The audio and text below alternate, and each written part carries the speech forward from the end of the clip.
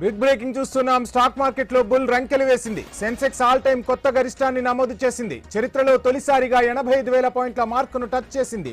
ఇంట్రాడేలో 85,290 పాయింట్లను తాకి పడిపోయింది. ఐటీ కంపెనీలు ఈ ర్యాలీకి మద్దతుగా నిలిచాయి. మధ్యాహ్నం తర్వాత ప్రాఫిట్ బుకింగ్ తో భారీ లాభాలు ఆవిరైపోయాయి. చివరకు సెన్సెక్స్ 58, నిఫ్టీ 1 పాయింట్ లాభంతో ట్రేడింగ్ ముగించాయి.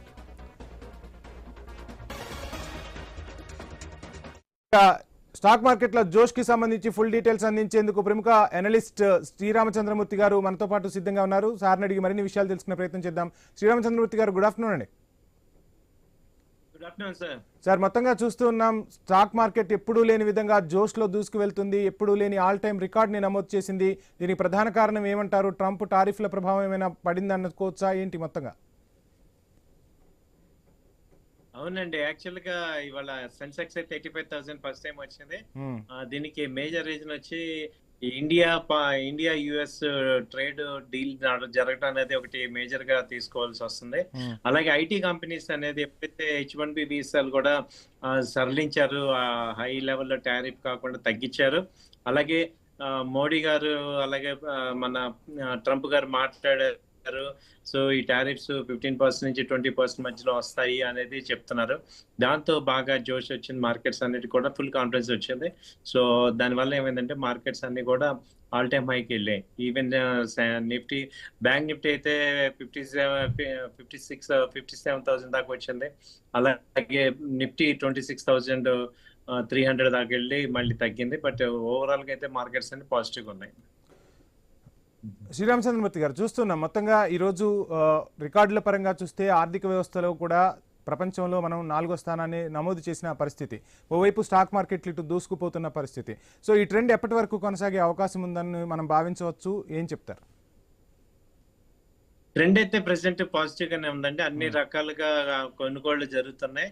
అలాగే ఇంకా ఆల్ టైమ్ హై సెన్సెక్స్ వెళ్ళింది, కానీ నిఫ్టీ రావాలి. నిఫ్టీ ఇంకా 3% రావాల్సి ఉంటుంది. సో ఈసారి ర్యాలీ వచ్చే అవకాశం ఉంది. డిసెంబర్ లోపు నిఫ్టీ కూడా అన్ని గరిష్టాలు దాటే అవకాశం ఉంది. ఈవెన్ యుఎస్ మార్కెట్స్ చూసుకుంటే అవి ఆల్ టైమ్ హైస్ వెళ్తున్నాయి.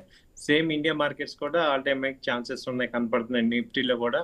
సో మేజర్ గా అయితే ఇప్పుడు కాంట్రిబ్యూట్ చేసే బ్యాంకింగ్ స్టాక్స్, ఐటీ స్టాక్స్ బాగా పెరుగుతున్నాయి. అలాగే FMCG స్టాక్స్ కానీ ఆటోమొబైల్ స్టాక్స్ కూడా పెద్ద ఎత్తున ర్యాలీ వస్తున్నాయి. సో వీటన్నిటి మద్దతు మార్కెట్స్ ముందుకు వెళ్తున్నాయండి. శ్రీరామచంద్రమూర్తి గారు, చూస్తున్నాం మొత్తంగా ఐటీ అదేవిధంగా బ్యాంకింగ్ షేర్స్ ఒక్కసారిగా రాణిస్తున్న పరిస్థితి. సో ఇప్పుడు ఇన్వెస్ట్ చేసే వాళ్ళు ఎవరైనా ఐటీ అదేవిధంగా బ్యాంకింగ్ సెక్టార్లో ఇన్వెస్ట్ చేసుకోవటం బెటరా? ఏం చెప్తారు? అవునండి, ఇప్పుడు ఐటీ వచ్చి TCS అయితే బాగా తగ్గింది. ఇప్పుడు ర్యాలీ స్టార్ట్ అయింది. 3,100 ఆ రేంజ్ లో ఉంది. 3,300 దాకా కూడా కనపడుతున్నాయి. అలాగే ఇన్ఫోసిస్ కూడా మంచి ప్రాఫిట్స్ వచ్చి ఇప్పుడు 1570 ఆ రేంజ్ దాకా ప్రెసెంట్ ఉంది. సో అది కూడా కంటిన్యూ అవుతున్నాయి. అలాగే విప్రో కానీ తర్వాత కోఫోర్జ్, ఇవన్నీ కూడా ఐటీలో బాగా వస్తున్నాయి. అలాగే యాజ్ వెల్ యాజ్ బ్యాంకింగ్ తీసుకుంటే మన ICICI బ్యాంక్ రిజల్ట్స్ పాజిటివ్ వచ్చి ప్రాఫిట్ బుకింగ్ జరిగింది. అది మళ్ళీ బయింగ్ చేసుకోవచ్చు, కింద లెవెల్స్ లో డౌన్ లెవెల్ బై చేసుకోవచ్చు. అలాగే యాక్సిస్ బ్యాంక్ కూడా కంటిన్యూగా గ్రోత్ ఇస్తుంది. స్టేట్ బ్యాంక్ ఆఫ్ ఇండియా అయితే 900 దాటింది, 920, 900 మధ్యలో ఉంది. సో ఇవన్నీ కోటక్ బ్యాంక్ అయితే 2200, అలాగే ఈ HDFC బ్యాంక్ 1010 ఇవల్ల పెరుగుతున్నాయి, కంటిన్యూగా పెరుగుతున్నాయి. సో ఇవైతే బాగా సపోర్ట్ వస్తున్నాయి. అలాగే ఫైనాన్స్ కంపెనీస్ తీసుకుంటే బజాజ్ ఫైనాన్స్, శ్రీరామ్ ఫైనాన్స్, ఇవన్నీ కూడా బాగా ఆల్ టైమ్ హైలోకి వస్తున్నాయి అన్నమాట. శ్రీరామ్ ఫైనాన్స్ కూడా 700 వచ్చింది, ఎప్పటి నుంచో బయింగ్ లో ఉంది. 600 నుంచి 700 వచ్చింది, ఇంకా పెరుగుతున్నాయి. అలాగే బజాజ్ ఫిన్సర్వ్ కూడా బాగా ర్యాలీలో వస్తుంది. జియో ఫైనాన్స్, ఇవన్నీ కూడా మంచి ర్యాలీలో వస్తున్నాయి. అలాగే ఈవెన్ ఫార్మా కంపెనీస్ కూడా దీనిలో యాడ్ అవుతున్నాయి.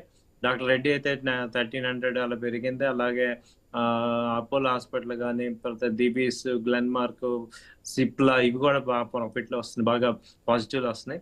యాజ్ వెల్ యాజ్ ఆటోమొబైల్ కంపెనీలు తీసుకుంటే బాగా ర్యాలీ వచ్చిన ఇవి ఏమిటంటే కొంచెం మెయింటైన్ అవుతున్నాయి.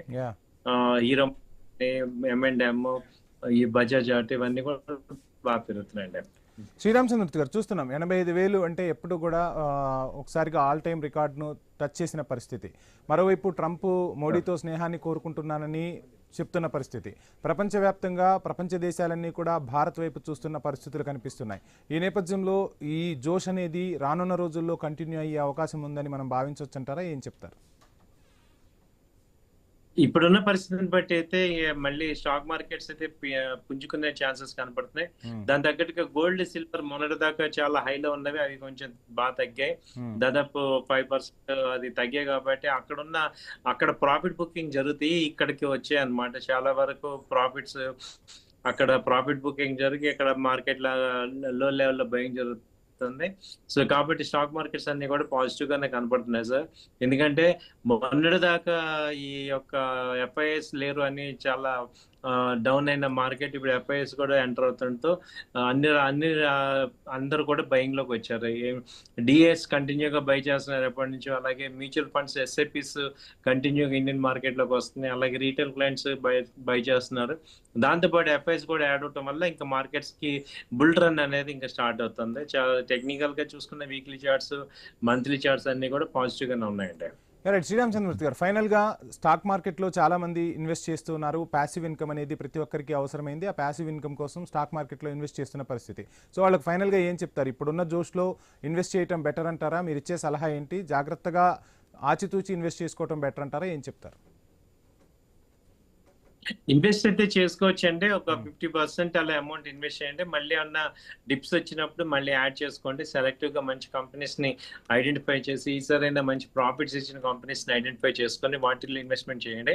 అలాగే at a time total amount so మొత్తంగా పోర్ట్ఫోలియో గట్టిగా స్ట్రాంగ్ గా ఉండేలా చూసుకోవాలంటారు. అవునండి. చూసుకుంటే పోర్ట్ఫోలియోని కరెక్ట్ గా బిల్డ్ చేసుకోవాలి. Strong companies, mid cap, large cap తో ఎక్కువ పెట్టుకోండి. స్మాల్ క్యాప్ కొంచెం తగ్గించుకొని ఒక 20% వరకు లిమిట్ చేసుకోవడం ద్వారా మంచి గ్రోత్ అయితే వస్తాయండి. సో ట్రెండ్ అంతా positive. Right, thank you so much Sriramachandramurthy గారు. సో మొత్తంగా స్టాక్ మార్కెట్లు అయితే ఈరోజు